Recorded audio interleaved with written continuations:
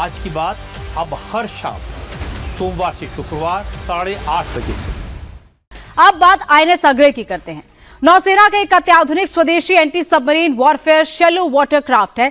इसे दुश्मन की पनडुब्बियों की पहचान करने और उसे बर्बाद करने के लिए बनाया गया है।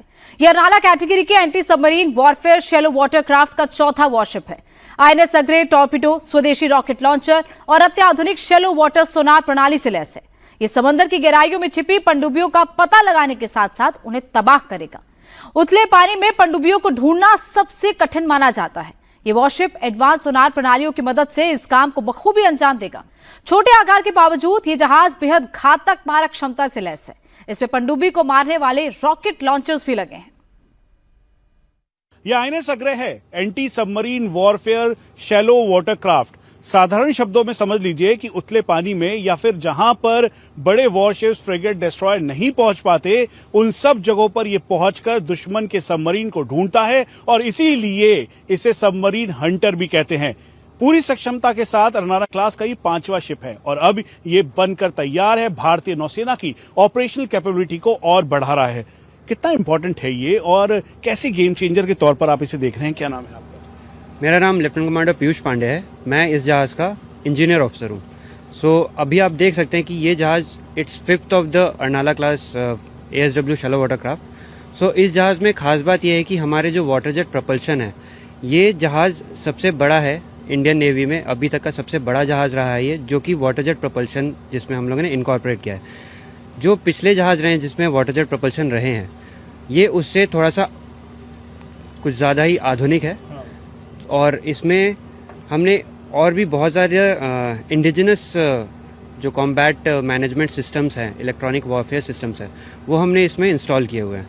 सो एक बहुत ही आधुनिक प्लेटफॉर्म रहा है ये हमारे लिए। दीजिए, जब हम इस वाटर जेट प्रोपल्शन की बात करते हैं, आवाज नहीं आएगी तो दुश्मन को पता नहीं लगेगा। कितना इंपॉर्टेंट है ये बीइंग एन इंजीनियर मेरे लिए तो बहुत ज़्यादा इंपॉर्टेंट है, क्योंकि मुझे यही कंट्रोल करना है कि अंडर वाटर जो नॉइजेज हम लोग क्रिएट करें with respect to machineries, let it be some my auxiliary machineries और मेरे जो इंजन्स हैं।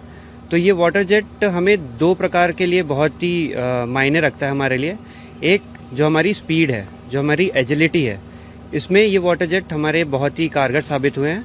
एंड जो हमारे अंडर वाटर नॉइजेज हैं, इसमें भी ये बहुत ही कम नॉइज प्रोड्यूस करता है as compared to other engines and other प्रोपल्शंस।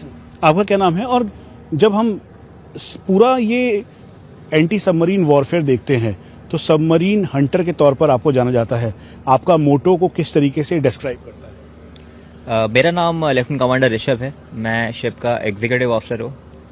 मेरा काम शिप की दिनचर्या सेट करना और उस चीज़ को एग्जीक्यूट करना है।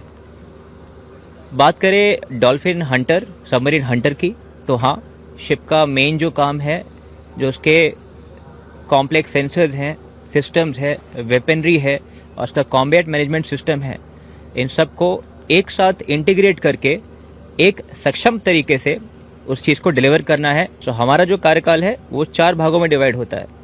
पहले डिटेक्ट करना, ट्रैक करना, क्लासिफाई करके उसको डिस्ट्रॉय करना। और इसीलिए ये भारत की आत्मनिर्भरता वाली तैयारी है।